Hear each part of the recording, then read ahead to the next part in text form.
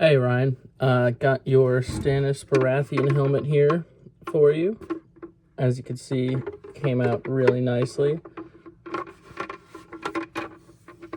I actually found this paint. I've never seen it before, but it pretty much perfectly mimics the appearance of forged steel.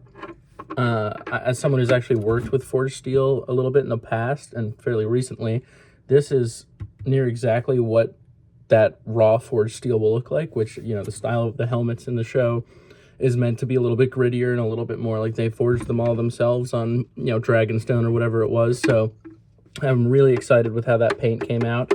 I've also added scuffs and whatnot all over the helmet to give it a bit more of a weared look. Although, again, I think most of that sort of weathered look in the show, looking at those photos especially, really just comes from how raw forged steel looks versus a clean polished steel, like a, you know, on a Lannister helmet or something like that. So I went relatively light with the scuffing on the helmet just because it's always easier to add more than, you know, take it away. So if you do want to add more weathering to this than is already present on it, then just a little bit of sandpaper and light passes wherever you want those scuffs and whatnot to be. You could go and do that, but I do think that this looks really nice and a lot like, you know, those photos that you sent me. Also, I have the cheek weld pieces. You can see they're dangling here.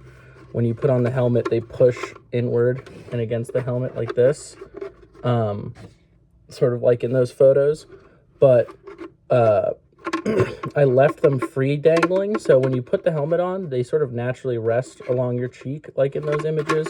However, depending on the size and shape of your face, they might sit differently than you would prefer or someone else would prefer. So I am including these two extra pieces of elastic right here that you could use to maybe attach, and you could just use glue with these, attach these to the side of the helmet where they still have a little bit of stretch. But that does change how they sit on the face, whether they're static or dangling, and I wasn't really sure, you know, without having your face here to see how they move, wasn't really sure which one would look better or what you prefer, so I'm just including these, that way you have both options open to you. As for a chin strap, that presents a similar issue in that without your head here for me to know exactly where your chin is, if I put one in, I would just be guessing and it might be too tight or it might do nothing.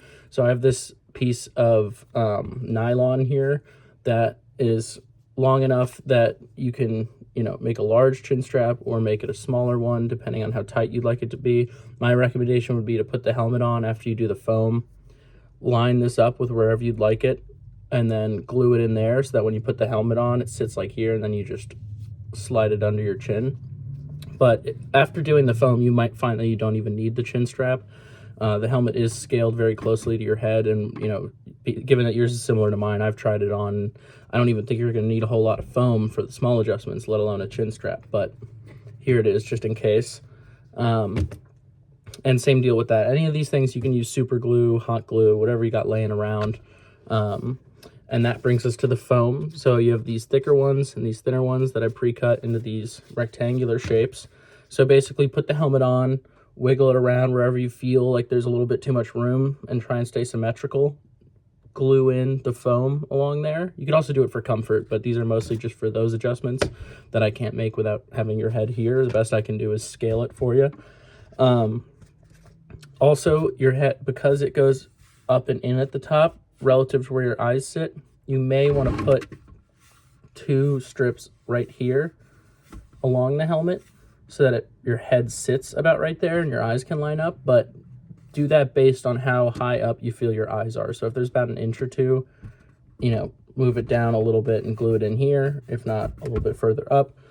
It really depends on the exact shape of your head. But yeah, and if you put them in and there's still, you know, like on the sides and there's still a little bit too much room, you can just layer another one directly on top to make it a thicker piece of foam to fill more space. And I would recommend starting with these thicker ones and then any other adjustments from there using these skinnier ones, because similar to the wear and tear, it's always easier to add more than it is to take them away.